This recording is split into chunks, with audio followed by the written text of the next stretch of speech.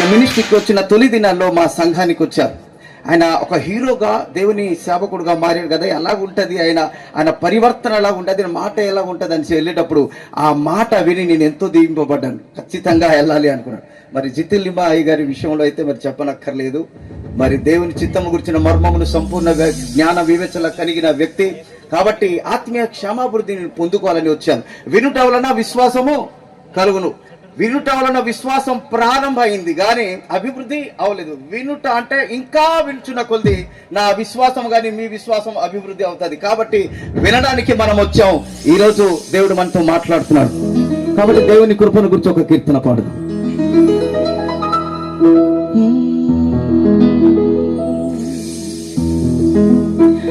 నీ కృప చాలునయ్యా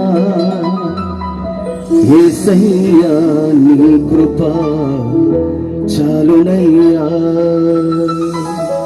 నీ కృప లేనిదే నీ బ్రతుకలేనయ్యా. నీ కృప జీవము కంటే ఉత్తమమయ్యా. నీ కృప లేనిదే నీ బ్రతుకలేనయ్యా. నీ కృప జీవము కంటే ఉత్తమమయ్యా.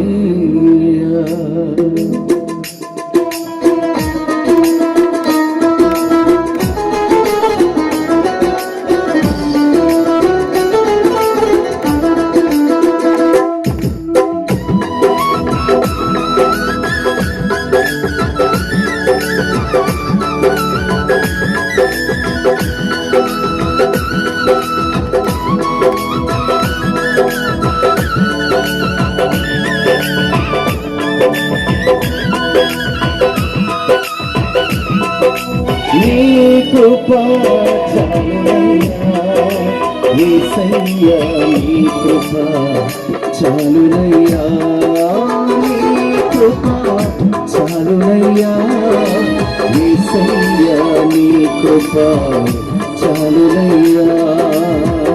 నీ కృప లేనిదే నీ బ్రతుకలేనయ్యా. నీ కృప జీవము కంటే ఉత్తమమయ్యా. నీ కృప లేనిదే నీ బ్రతుకలేనయ్యా. నీ కృప జీవము కంటే ఉత్తమమయ్యా. నీ కృప చాలునయ్యా యేసయ్యా, నీ కృప చాలునయ్యా.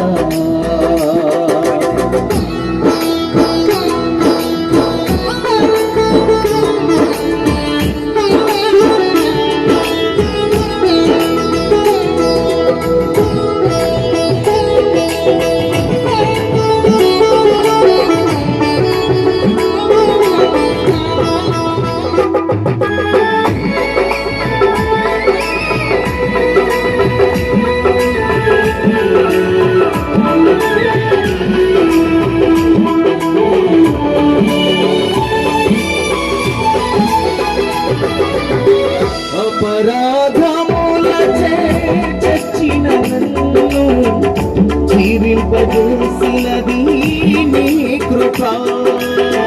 అపజయం అవమానం కలవరం కల్మషం పారద్రోలినది నీ కృప.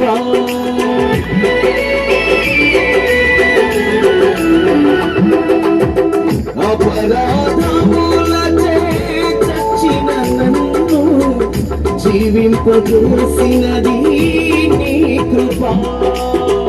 అపజయం అవమానం కలవరం కల్మషం పారద్రోలినది నీ కృప. నా విజయానికి నా సన్మానానికి, నా విజయానికి నా సన్మానానికి ఈ కృపయే కదా కారణము. నీ కృపయే కదా కారణము. నీ కృప చాలునయ్యా యేసయ్యా, నీ కృప చాలునయ్యా.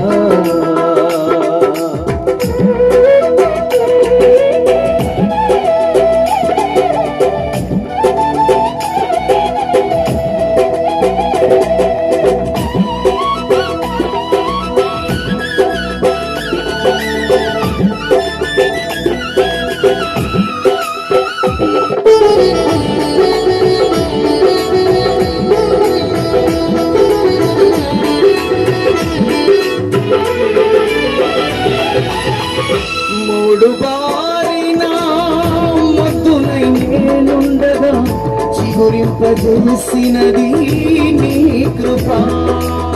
నీటి కాలువల యోరన నాటబడిన చెట్టులా ఫలింపజేసినది నీ కృప.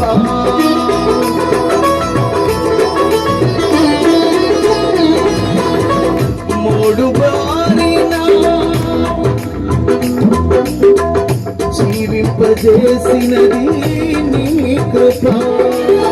నీటి కాలువల యోరన నాటబడిన చెట్టులా ఫలింపజేసినది నీ కృప. చిగురించుటకు పుష్పించుటకు పుష్పించుటకు ఫలించుటకు నీ కృపయే కదా కారణము. నీ కృపయే కదా కారణము. నీ కృప చాలునయ్యా యేసయ్యా. నీ కృప చాలునయ్యా. నీ కృప చాలునయ్యా యేసయ్యా. నీ కృప చాలునయ్యా. నీ కృప లేని నీ బ్రతుకలేనయ్యా. నీ కృప జీవము కంటే ఉత్తమమైనది. నీ కృప లేనిదే నీ బ్రతుకలేనయ్యా. నీ కృప జీవము కంటే ఉత్తమమైనయ్యా. నీ కృప చాలునయ్యా యేసయ్యా. నీ కృప చాలునయ్యా. నీ కృప చాలునయ్యా యేసయ్యా. నీ కృప చాలునయ్యా.